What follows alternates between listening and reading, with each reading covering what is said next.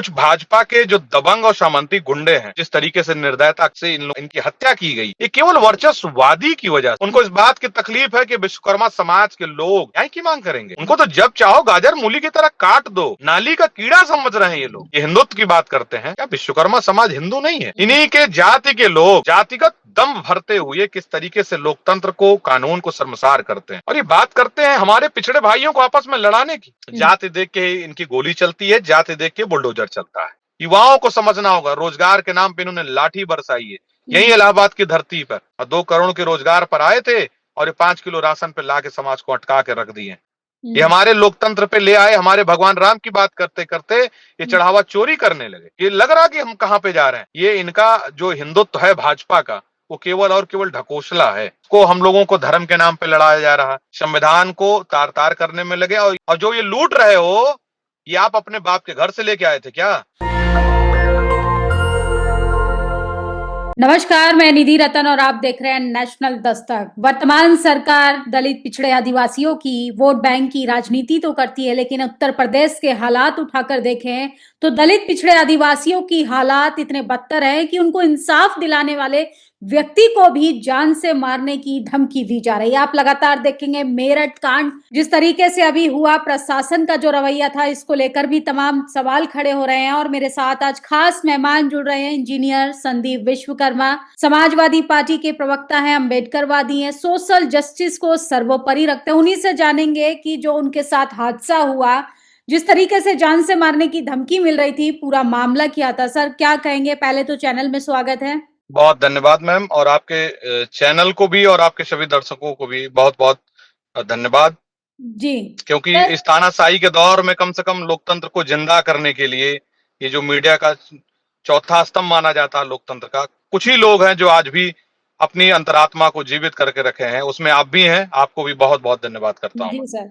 जिस तरीके से देवरिया में आप जा रहे थे पीड़ित परिवार से मिलने के लिए, उसके बाद एक वीडियो आता है जिसमें आपको जान से मारने की धमकी मिली। क्या था पूरा मामला? विस्तार से बताइए सर। जी मैम, मामला ये था कि 2 जुलाई को देवरिया के ये जो रामपुर कारखाना थाना है, वहां पे नौतन हथियागढ़ गांव में एक कुछ भाजपा के जो दबंग और सामंती गुंडे हैं, इन लोगों ने राजू विश्वकर्मा को कुछ बच्चों की कहासुनी एक मार्केट में हुई थी।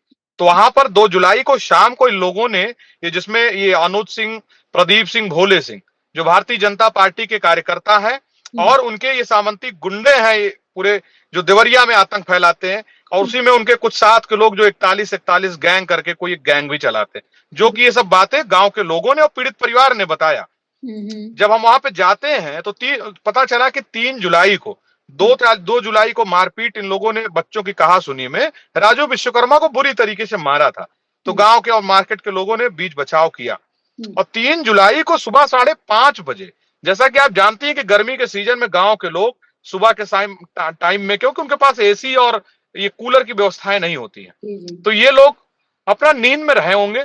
और ये शायद पता चल रहा कि सुबह घर से शौचालय जाने के लिए या बाहर निकलने के लिए किसी के लिए निकलने वाले थे।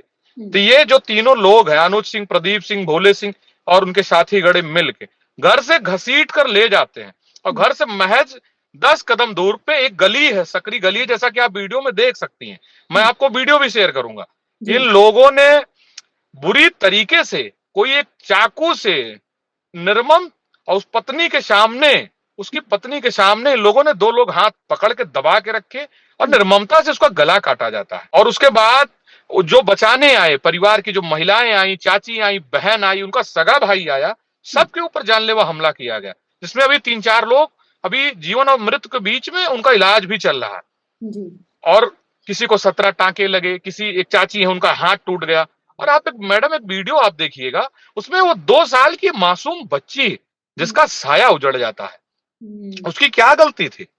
और एक अभी ये जो इनकी शादी हुए ज्यादा साल बीता नहीं था, पता चला कि 2 या 3 साल ही हुआ था शादी हुए। अभी नया नया परिवार था, नया नया जीवन चल रहा था। और गांव के लोगों ने बताया, वीडियो में देख सकती हैं कि वो बहुत ही सहज और ईमानदार और अच्छे व्यक्तित्व के थे। लेकिन उसके बाद भी जिस तरीके से निर्दयता से इनकी हत्या की गई, ये केवल वर्चस्ववादी की वजह से। वर्चस्ववादी जो समाज है, इन लोगों के अंदर इतना ज्यादा सामंतवाद भर गया है कि उसकी निर्ममता से हत्या की जाती है।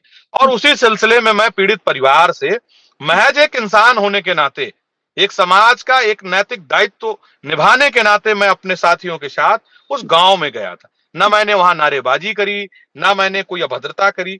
मैं गया तो वहां पे मैं देखता हूं मैम कि जो सीओ साहब है संजीव रेड्डी जी, जी। वो थे, एसडीएम साहब थे। हम्म। ऑन वीडियो की बात बता रहा हूं, उन लोगों ने खुल के पीड़ित बताइए, जो मृतक की पत्नी है, मैं 24 घंटा भी नहीं बीता, अंतिम संस्कार हुआ नहीं है, शव उसका वहीं पे गांव में ही रखा हुआ है, जी। नजदीक घर के पास।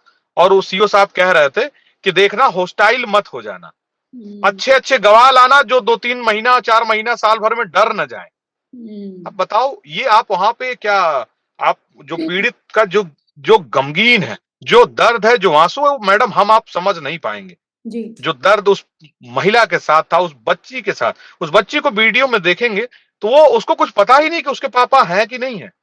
और हम्म। वहां पे सीओ साहब एक, जो ये कहते हैं कि उन्होंने मानवता को एकदम शर्मसार करने की बात उस उस मृतक की पत्नी से कह रहे थे। मैंने हम्म। उस पर ऑब्जेक्शन किया तो उनको बुरा लगा। हम्म। फिर ऑन वीडियो मैंने ये चीज जब पूछा उनसे, तो उन्होंने इस चीज को स्वीकार किया कि हाँ, मैंने ये बात कही थी। कह रहे हम्म। थे कि मैं तो कोई व्यक्तिगत थोड़ी कह रहा था। तो हम्म। मैडम, मैंने उनसे पूछा कि क्या आप चार्जशीट लगाने जा रहे थे क्या अभी, जो हम्म। गवाह ढूंढने चले आए? क्या वजह है एफआईआर के सर? बाद तत्ता इसकी क्या वजह है सर? जो सरकार और प्रशासन के लोग हैं, उनका जो व्यवहार है वो बिल्कुल सामान्य और बराबर नहीं देखने के लिए मिलता है। एक तरफ तो जहां इनकाउंटर होता है जी। वहां पे पंचायतें होती हैं, दूसरी तरफ पीडीए की बात करें जहां पर दलित, पिछड़ा, आदिवासी, अति पिछड़ा भी अगर अपने न्याय के लिए भी आवाज उठाता है तो उसी को उल्टा डांटा जाता है, फटकारा जाता है। मामला मैम सबसे एक चीज का है कि विश्वकर्मा समाज को, खासकर भारतीय जनता पार्टी में जो वर्चस्ववादी लोग हैं, हम्म। जो सामंतवादी व्यवस्था को अभी भी मानते हैं, उनको बड़ी तकलीफ है। बाबा साहब अम्बेडकर के संविधान से उनको बड़ी तकलीफ है। उनको इस बात की तकलीफ है कि विश्वकर्मा समाज के लोग न्याय की मांग करेंगे। हम्म। उनको तो जब चाहो गाजर मूली की तरह काट दो, हम्म। नाली का कीड़ा समझ रहे हैं ये लोग। हम्म। और जब चाहो इनको मसल दो, कोई मतलब नहीं, कोई पूछने वाला नहीं। और कोई ये पहली घटना नहीं है मैडम, जी। ये घटना तो शुरुआत, ये मैं बता रहा हूं, मुझे जो एक छोटी मतलब लगभग 2024 की घटना थी। एक लक्ष्मी विश्वकर्मा नाबालिग थी, हम्म। कक्षा 6 की छात्रा थी, 11 साल की। उसकी जी। मैडम किडनी निकाल कर हत्या की गई। और आज तक मैं डंकी की चोट पे बता रहा हूं, उसमें एफआईआर लगा दिया गया, हम्म। एक व्यक्ति नहीं पकड़ा गया। और उसके बाद आपने गाजीपुर में इनका देखा किस तरीके से सामंतवाद, और किस तरीके से जो रामराज की बात करते हैं, ये हिंदुत्व की बात करते हैं। क्या विश्वकर्मा समाज हिंदू नहीं है? हम्म। इन्हीं के जाति के लोग जातिगत दम भरते हुए किस तरीके से लोकतंत्र को, कानून को शर्मसार करते हैं। और जी। वहां पर भी वही किया गया।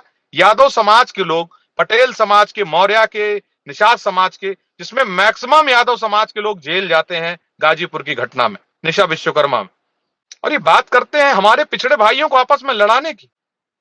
हम लोगों को ये साजिश के तहत, क्योंकि मैं तो खुल के कहता हूं, हर मन से कहता हूं कि जी। ये बाबा जी हो और चाहे बाबा जी के संगी साथी हो, हम्म। संग वाले हो, ये लोग हम लोग को हिंदू नहीं मानते हैं। हम्म। ये लोग हम लोगों को शूद्र मानते हैं। हम्म। आज भी शूद्रवत व्यवहार हम लोग के साथ किया जा रहा है, वो भी 2026 के इस लोकतंत्र में। मैं कैसे मानूं?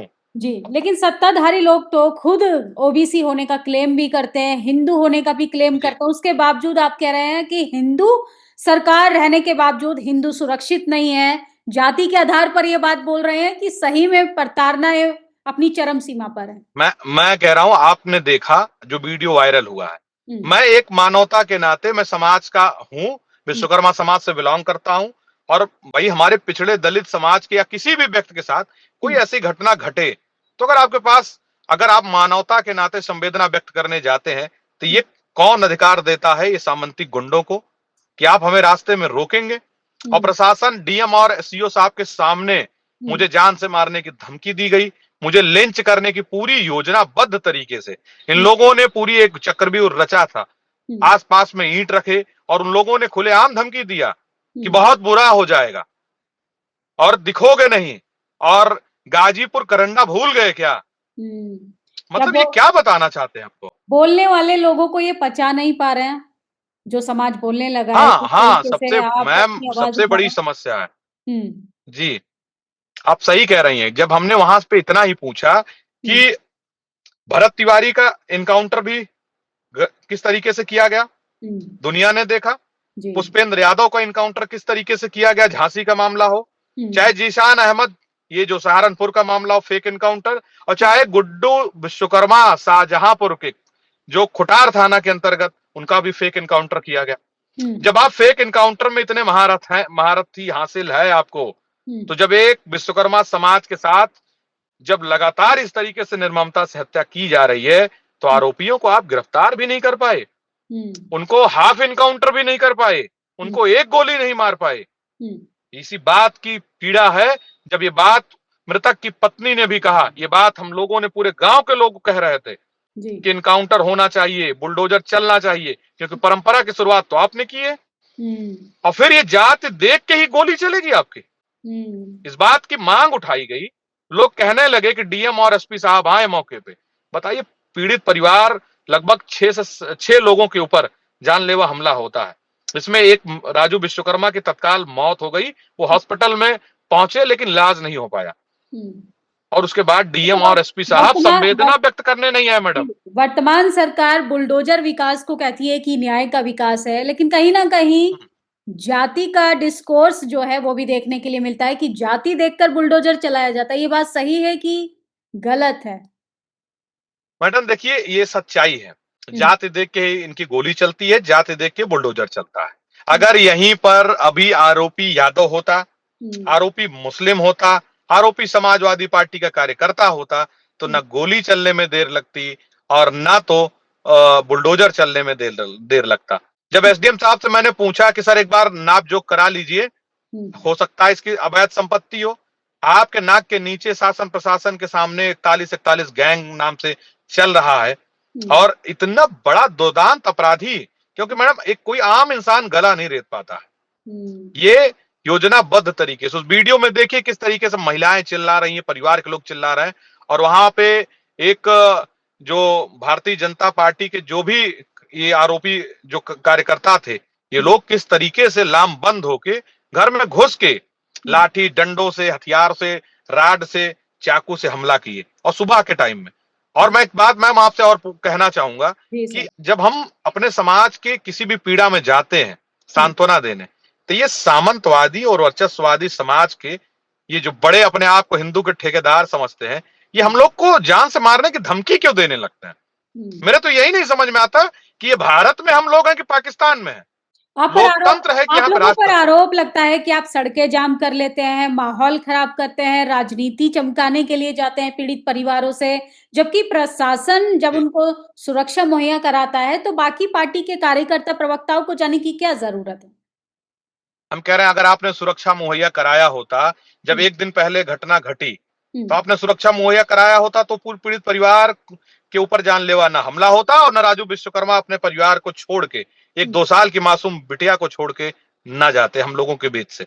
हमें क्या जरूरत है? हम देवरिया क्यों जाएंगे? मैं गया हूं 4 तारीख को, आप 2 को मारपीट हुई, 3 को सुबह की घटना थी, मैं 4 को लगभग 3-4 बजे के करीब पहुंचा हूंगा, दोपहर में 2-3 बजे, एग्जैक्ट टाइम नहीं मुझे याद है। तो आप तब तक न्याय क्यों नहीं दिए? आप तो 24 घंटा में न्याय देते हैं, क्यों न्याय नहीं दिए? 4 दिन तक मैम, मैं बता रहा हूं, 3 को हत्या होती है, 6 तारीख को दोपहर में जाके अंतिम संस्कार होता है, लाश वहां पर रखी थी। क्या आपके अंदर मानवता और हिंदुत्व आप नहीं समझ में आ रहा कि इससे हिंदुत्व की बदनामी होगी? अंतिम संस्कार के लिए इतना दिन क्यों रुकना पड़ा? और डीएम साहब, एसपी साहब, जो अपने आप को पता नहीं डोनाल्ड ट्रंप समझते हैं कि सिकंदर समझते हैं, भगवान जाने कौन क्या समझता है, ये लोग मौके पर संवेदना व्यक्त करने, पीड़ित परिवार का हाल जानने भी नहीं आए। कितना शर्मसार करने वाली घटना है। तो कैसे सुरक्षित रहेगा उत्तर प्रदेश में पीडीए? सर, लगातार आप खबरें जो हैं वो थमने का नाम नहीं लेती हैं। एनसीआरबी के आंकड़े भी चीख कर कहते हैं कि दलित पिछड़े आदिवासियों की क्या स्थिति है, खासकर जहां पर बीजेपी सरकार है। जहां पर बीजेपी सरकार है और जहां पर वर्चस्ववादी समाज के प्रवृत्ति के, सामंतवादी प्रवृत्ति के लोगों की संख्या है। जैसे वो भी इलाका, अगर वो क्षेत्र कहा जाए तो वो क्षेत्र सूर्य प्रताप शाही कृषि मंत्री जी का है, मौके पर नहीं आए। कल इनका बीजेपी का विधायक जाता है 6 दिन के बाद, तब उनकी आंख खुली। आपका विधायक आप वहां के हैं, आपकी विधानसभा है, और विश्वकर्मा समाज ये भी नहीं कि चलो आप मुस्लिमों को यहाँ मुस्लिम हिंदू करते हैं, चलिए हाँ, वो तो विश्वकर्मा को तो आप हिंदू कहते हैं। कहाँ रह गए आपका हिंदुत्व? चाहे गाजीपुर का मामला हो, चाहे आपने देखा अंकुल विश्वकर्मा 9 साल के बच्चे को निर्ममता से लोहे के राड से मारा गया, 9 साल के बच्चे को, उसका क्या गुनाह था? उसको भी मारने वाले भाजपा के लोग। और फर्रुखाबाद में 2023 से, जिसमें भाजपा के कार्यकर्ता और बाबा के सजातीय गुंडे लगातार उसको मारते आए 2023 से, और उसके बाद अभी पिछले महीने इन लोगों ने उसके ऊपर जानलेवा हमला किया जिसका सर फट गया, और आज तक गिरफ्तारी उसमें नहीं हुई। अब पार्टी का प्रतिनिधि मंडल जब मिलने जाता है परिवार से, उसके बाद एसपी मैडम थी आरती सिंह, उनसे जब हम लोग मिलने जाते हैं समय लेके, तो वो मिलने से मना कर दी, कहीं कि ज्ञापन हमारे असिस्टेंट को देके चले जाइए। मतलब और प्रशासन मैं शुक्रगुजार हूं समाजवादी पार्टी के कार्यकर्ताओं का, हम अपने माननीय राष्ट्रीय अध्यक्ष श्री अखिलेश यादव जी का, कि उनकी वजह से आज आपके बीच में मैं जिंदा हूं। जी, वरना भाजपा के जो गुंडे थे हमारी हत्या करवा देते। भविष्य में पीडीए की क्या स्थिति देखने के लिए मिलेगी, क्योंकि सरकार मैम लगातार बहुमत की सरकार बना रही है और स्थिति जो है वो कुछ और दर्शाती है। मैम देखिए, जिस तरीके से ये लोकतंत्र की डकैती कर रहे हैं, और ये स्तर गिराते गिराते इतना स्तर गिरा दिए कि ये भगवान राम के भी नहीं हुए। भगवान राम के नाम पे इन्होंने किस तरीके से देश में अफवाह फैलाई, देश में भगवान राम के नाम पे इन्होंने जिस तरीके से सांप्रदायिकता फैलाई है, ये भारतीय जनता पार्टी और उनके गुंडों का ही काम है। मैं कह रहा हूं विश्वकर्मा को छोड़ दीजिए, जी जी, दलित समाज के साथ जिस तरीके से अभी घटना घटी, आप देखी होंगे, वीडियो चल रहा है। एक हमारे जो वकील साहब हैं, अधिवक्ता हैं, किस तरीके से जातीय दंभ भरते हुए वर्चस्ववादी जो ये वहां के एसपी साहब थे, उन्होंने किस तरीके से थप्पड़ जड़ा खुलेआम। आपको कौन अधिकार देता है इस करने के लिए? सड़कें जाम की थी इस वजह से क्यों एसएसपी पांडे क्यों ने सड़कें जाम करने का, धरना देने का हमारा संवैधानिक अधिकार है नहीं? नहीं है अधिकार। ये तो आप यहाँ पे राजतंत्र लागू करना चाहते हैं, और आप भी विपक्ष में थे भारतीय जनता पार्टी के तो। आप बहुजनों की खासकर बात की जाए तो पीडीए के नाम पर, नीली क्रांति के नाम पर आप लोगों ने सड़कों पर सही में उत्पाद मचा दिया है। जिस तरीके का आरोप लगता है कि आपने आंदोलन, सामाजिक न्याय के नाम पर सड़कों पर युवाओं को उकसाने का काम करते हैं, जबकि धरातल पर स्थिति सब कुछ ठीक है, सब कुछ चंगा सी। हाँ, वो धरातल पे चंगा सी है कि जैसे राम मंदिर में चढ़ावा चोरी नहीं हुआ था।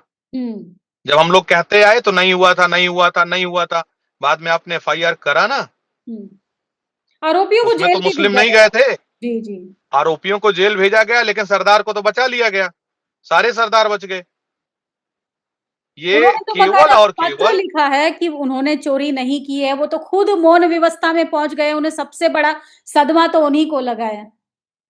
हाँ, उन्हीं को, क्योंकि जो चोरी करे वो उन्हीं को सदमा लगता है, जो चोरी करवाए उनको सदमा लगता है। और हम लोग लोकतंत्र तरीके से, लोकतांत्रिक तरीके से हम अपने न्याय की आवाज उठाएं तो हम गुंडे हैं, हम अपराधी हैं, हम अराजक हैं।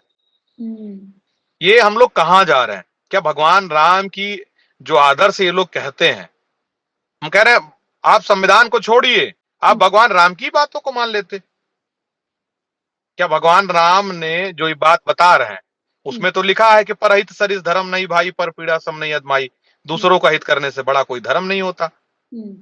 ये लोग हिंदुत्व को फैलाते फैलाते चले आए, गाय पर चले थे, और गाय की माँ को 14 साल के बाद ये भोजन बना डाले कि अगर 14 साल से ऊपर है तो काट सकते हो, घर में काट सकते हो, बाहर नहीं काट सकते हो। ये क्या बनेंगे हिंदुत्व के ठेकेदार? ये केवल डाकू हैं, लोकतंत्र के डकैत हैं। ये डकैत है बहुजनों के हक अधिकार के डकैत हैं ये।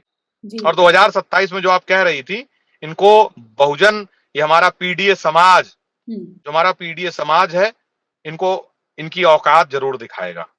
जी, क्या कहेंगे देश की आवाम को, क्या कहना चाहेंगे सर? लगातार दलित, पिछड़े, आदिवासियों का जिस तरीके से खून बह रहा है और सत्ता की आड़ में अपराधियों को जिस तरीके से ढाल बनाकर प्रोटेक्शन दिया जा रहा है, एक चिंता का विषय तो है ही। और टीवी अखबार आप लोगों की खबरें भी नहीं दिखाता। हाँ मैम, एक बात आपने सही कही, और मैं आपसे खुलेआम कह रहा हूं, कि आप देखिए, एक नोटिस करिएगा कि जितने भी घटनाएं पीड़ित समाज के लोगों के साथ होती हैं, उनके बहन बेटियों के साथ होती हैं, उस पे ये वर्चस्ववादी मीडिया है, वो एकदम मौन धारण करके बैठा हुआ है। आप ये बताइए, खुलेआम अगर प्रशासन के सामने एक समाजवादी पार्टी के एक प्रवक्ता को, एक एक व्यक्ति को, एक भारतीय नागरिक को, एक लोकतंत्र को मानने वाले, आस्था रखने वाले व्यक्ति के साथ इस तरीके से खुलेआम जान से मारने की धमकी दी गई, अभद्रता किया गया, और एसडीएम और सीओ साहब के सामने, और उन्होंने चू से पू नहीं किया। ये मतलब कहते हैं ना, उनके कान में जू नहीं रहेगा जी, एक शब्द नहीं बोल पाए, उल्टा हम ही लोग को अपराधी बनाने में लग जाते हैं। तो ये सोचना होगा हमारे पीड़ित समाज के लोगों को, और जो लोकतंत्र को मानते हैं उनको अभी भी समय है, उनको समझना चाहिए, युवाओं को समझना होगा। रोजगार के नाम पे इन्होंने लाठी बरसाई है, यही इलाहाबाद की धरती पर। जब भी हम लोग रोजगार की कोई भी आंदोलन किए हैं तो हमको लाठी से मारा गया, और वहां पर जब मारा जाता है ना, तो जाति देख के नहीं मारा गया, वहां पे छात्रों को लाठी घर में घुस के मारा गया, लाज में घुस के मारा जाता है। और 2 करोड़ के रोजगार पर आए थे, और ये 5 किलो राशन पे ला के समाज को अटका के रख दिए।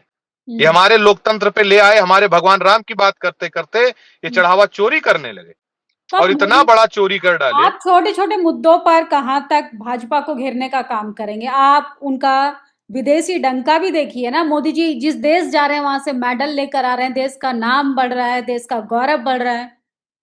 जी हाँ, मान न मान मैं तेरा मेहमान, जबरदस्ती वही वाली बात करेंगे। अभी देश ने देखा जब ईरान और अमेरिका का जिस तरीके से, और इजराइल का युद्ध चल रहा था, उसमें देखा कि आपको कितना डंका बजता है।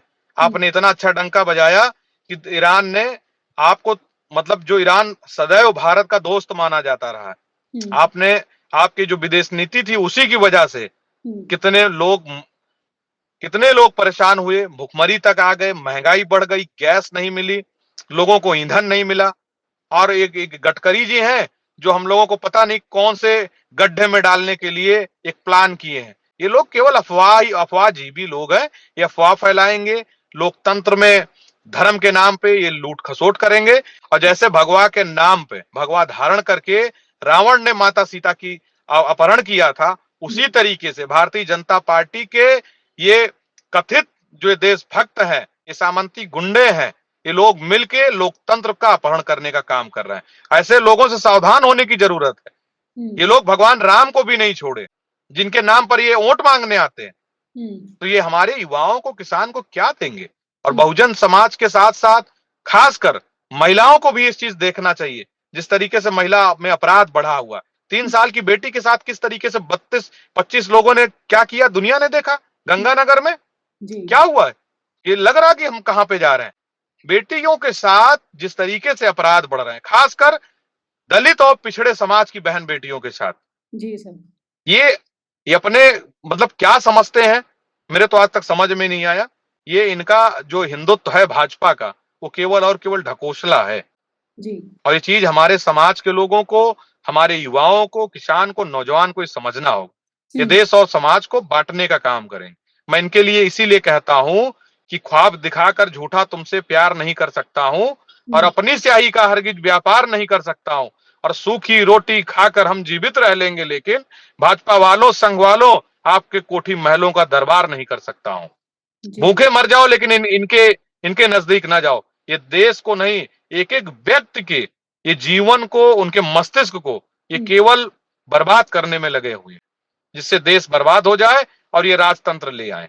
जी, युवाओं को क्या संदेश देंगे सर? क्योंकि आप खुद युवा नेता हैं और लगातार तमाम समस्याओं को नजदीकी से देख रहे हैं। उत्तर प्रदेश हो, तमाम पूरे देश की बात करें, युवाओं की जो हालत है वो इतनी ज्यादा बेकार हो चुकी है कि युवा ना रो सकता है और ना ही अपना दर्द बयां कर सकता है। लेकिन हाँ, धर्म को बचाने के लिए उसके कंधों पर एक भार डाल दिया गया है कि युवाओं को धर्म बचाना है तो फूलों की बरसात होगी। वही युवा अगर रोजगार मांगता है तो लाठियां भाजी जाती हैं। युवाओं के अंदर एक डर का माहौल भी बन गया है। उसके लिए आप क्या कहेंगे युवाओं को?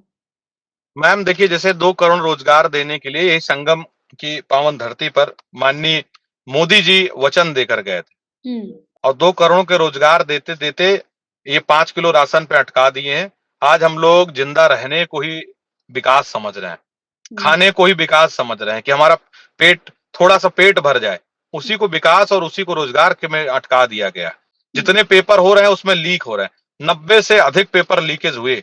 नीट जैसे पेपर जो लीक हुए उसके भी एनटीए के हेड जो डॉक्टर प्रदीप जोशी, अगर उनका इतिहास खंगालेंगे तो एबीवीपी के अध्यक्ष रहे। और ये जहां जहां गए, चाहे छत्तीसगढ़ पीसीएस में गए हो, चाहे मध्य प्रदेश पीसीएस में गए, जहां जाते पेपर लीक होता है। अब आज तक उनको हटाया नहीं गया, जहां तक मुझे अभी तक जानकारी है। एनटीए के हेड को डॉक्टर प्रदीप जोशी को हटाया नहीं गया।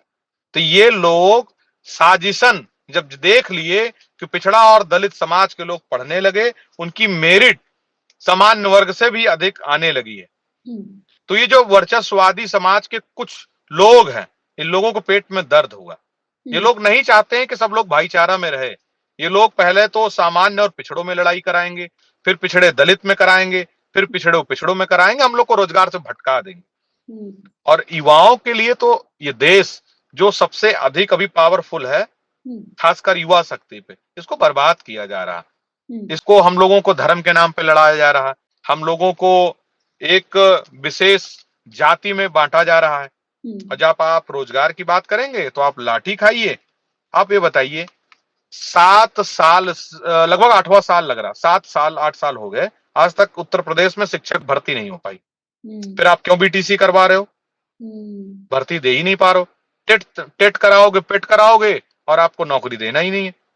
सारे पेपर लीक करा दोगे आप। अयोध्या मंदिर बन गया, अब आने वाले विधानसभा चुनावों में फिर से और तरक्की की काम करवाए जाएंगे, वादे किए जाएंगे। हर साल कुछ ना कुछ बदलता रहता है, थोड़ा थोड़ा करके ही ना सरकार को मौका देना चाहिए। नहीं, सरकार को तो हम तो कह रहे हैं, अभी जिस तरीके से ये काम कर रहे हैं, लग रहा है कि बस क्योंकि ये वादे तो 2047 के अब दिखाने लगे हैं।